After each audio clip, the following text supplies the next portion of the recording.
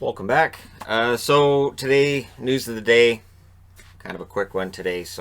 Because there's not a lot going on, and what is going on is getting shut down. So the QMJHL got shut down through January 3rd, right? Now Liiga in Finland is shut down through December 19th. So again, if you're looking for when's the NHL coming back, when's hockey coming back, without bubbles, I can't see it. Not at this stage. And of course, the NHL lost a lot of money on the bubbles. We've already got, a handful of owners that are saying, well, we just don't want to play this year. So it gets more and more challenging as time goes by, right? So Liiga is shut down for a couple of weeks until they get their house in order. And of course, the WHL and the OHL have yet to come back. The OHL hasn't agreed on how to come back with the Ontario government yet. And the WHL, of course, should be getting things started. BC League, which is local for me, should be getting things started in the next couple of weeks. Of course, NCAA came back a couple of weeks ago. ECHL comes back on the 11th, but with not as many teams as they normally would have. It's a challenge right now, isn't it? And of course, with the NHL, January 1st does look less and less likely, and it's not a matter of training camps. I've seen a lot of people say, well, training camps are you got to have a longer training camp. It's likely not going to be a very long training camp. We're likely going to see an agreement, and then within 3 weeks, they'll be back on the ice having games that mean something being played. But with restrictions in, for instance, California, with restrictions in Manitoba, with restrictions in Quebec, it means that teams like Montreal, Winnipeg, San Jose, right now would be essentially homeless. So again, without bubble scenarios, without figuring out exactly how they're going to do this, and if they go with bubble scenarios to start the season, how far into the year do you go before you're back in all 31 locations? And that could take a while. That could take a long while. And the timelines on the Canadian and American side of the border aren't really that far off if you listen to the people in charge of figuring out how to make all this get better so I can travel again. It sounds like the timelines are going to be very, very similar between the States and Canada. And so if the NHL pushes it back, I would say if the Stanley Cup's awarded July 15th, we'll have some sense of normalcy by July 15th. And the NHL would be recouping some of their losses. You would have fans in attendance. And that's a big part of it, right? The later you push this, the more likely you are to have fans in attendance, the more likely you are to recuperate from some of those losses. And then also, you're not needing to take as much money from the players. And the players are likely to see greater chances to get a bigger contract the year after. So there's a lot of hoops to jump through here. And January 1st just doesn't look very likely. But again, most teams were planning on January 15th as a start date, and it could be between the 20th of January and February 1st. So it's still a ways off. But today, December 2nd, is the 25th anniversary of the Patrick Roy trade. So I threw on the Patrick Roy jersey and the 1993 cut-patched jersey, and yeah. So I understand for Montreal fans, you might be like, well, why has he got the Montreal logo up there? Shouldn't that be a Quebec or Calgary logo? Well, or not Calgary, Colorado. The answer is no.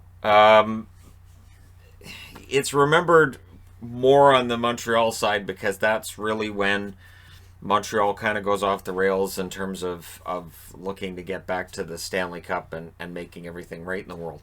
And as much as I like Carey Price, and I think Carey Price has been an excellent goaltender, Patrick Roy for me is still the best I've ever seen. So Patrick Roy going from Montreal to Colorado is kind of a big anniversary, and again for Montreal fans, probably not as happy a memory as it is for Colorado fans. So there you go.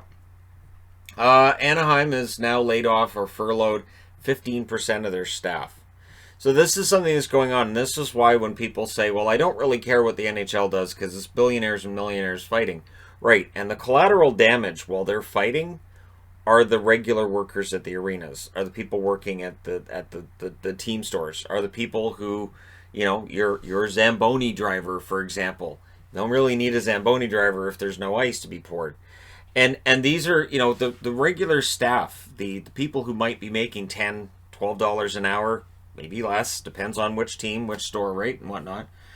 They're finding themselves out of work. And if the NHL goes, well, forget it, we'll come back for next year, those people are likely to be joined by other employees, coworkers who are going to get laid off. So it is something that's been going on. And one other thing too that we need to keep in mind is that a lot of these owners, and I'm going to take a look at it. I need to do a video on it because I think it's an interesting idea. A lot of the NHL owners have other businesses. Those other businesses may be losing money too. So they may be looking at a situation where they're losing a lot of money in other businesses, and then if the NHL comes back, they're going to lose even more money than they're already losing. So that, and there's reasons to look at that and say, that's something that may factor into how the season looks and how it works and when it starts. I also want to say, and I wanted to include this in this video, that I would say by middle of December, that if we don't have something from the NHL, then we may end up looking at a season being called off. And I'll say that if we don't know what's happening by the time we reach the Christmas season, we may be looking into seasons getting called off. And I'll start doing playlists at that point. So usually during an off season, I have 3 or 4 separate boards that are dedicated to certain playlists. And then each day I will do a video for that playlist. And, and then I have 3 or 4 of them going at a time, that kind of thing. I already know I'm going to do career videos. I'm going to do one every day. I know I can do a career video every day, and I can alternate between active players and old players, as in guys who are retired, guys my age, and get into THG Hall of Fame videos, that kind of thing. So I intend to start that by the middle of this month. So what that means is that videos would probably go up a lot quicker than what they do now, and they would just all be kind of dumped on there pretty much around the same time. And I would save room for one video a day, which could be like this, which could be a news of the day type thing. But again, I don't expect there to be a lot of news if the NHL says, well, we're not coming back, because then we're not going to have an AHL season either. The AHL just doesn't have a season with the NHL. And again, this is where that who cares about the fighting between the owners and the players. A lot of people who are employed by hockey teams care. And it's thousands and thousands of people who definitely care, and their jobs depend on this. So it's not as simple as whatever, because I can't whatever thousands of people, including people who subscribe to this channel, losing their job. I'm not going to stand here and say whatever, you're out of a job, who cares? So yeah, the playlist will get going, and I've got to I'm going to be doing the jersey countdown the first of the year. I would start the jersey countdown in the event that, again, we're not going to end up having a season. And it'll be pretty epic. Just put it that way. It's going to be a pretty epic countdown. And I'll try to pad them out a little bit more than just, and here's this one at this spot, here's this one at this spot, thanks for coming out, that kind of thing. So, yeah, that'll happen if we don't end up with some kind of a season. Because, again, right today, if the draft's on June 18th, we're 198 days away from the draft. And that's kind of the timeline I look at. And I say, okay, so for this channel, I have to look towards the draft. Once we reach the draft, from there on, we'd be going into the 2021-2022 season. There'll be a lot of interesting things to do. But, again,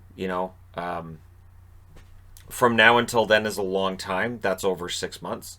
So it is a little concerning. Not going to lie, a little concerning, and so playlists definitely help, where there'll be the historical playlists, this kind of thing, and try to make sure that there's always content going up for people who need that daily content, that enjoy that daily content, that kind of thing.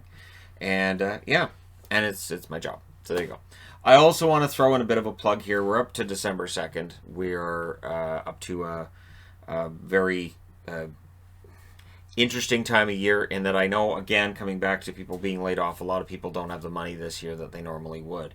So the West Coast Kids Foundation, which is found at wckfoundation.ca, is, again, I've partnered up with them, and they support families of kids going through cancer treatments and for kids with blood disorders. And some good work, some very good work done by them. When I donated to their cause a couple weeks ago, they actually messaged me and told me where that money was going to go and who that money was going to help. So they're very hands-on. They're very they're very, it's a very down to earth organization. There's times where you'll give to charity and you might get a thank you, and it may not feel like you're necessarily dealing with real people and that kind of thing. Some of the really big charities, right? And in this case, it's a small group, and it's dedicated to helping these kids out and helping out their families. And I think that, and I've said it before, it's important, I think, to me, that it's not just the person who's going through the treatments, but their entire family that they try to take care of. So, yeah, you can go to their site, you can donate $5, that kind of thing, whatever you like, and then you can even say, choose where this goes. Just go wherever it's needed, because that's what I did, and that's when they messaged me and said, all right, so here's where we're going to send the money. So that was nice, and so I thought I would throw that into this video as well, because it is that time of year, and it is easy with everything else that's going on to lose sight of other things that go on in the world as well that are tough to deal with. So there you go. Let me know your thoughts in the comment section below as always. Don't forget to hit like and subscribe if you're browsing your way through. You just happened upon this video. Thank you guys so much for watching, for all your support. I will talk to you again soon.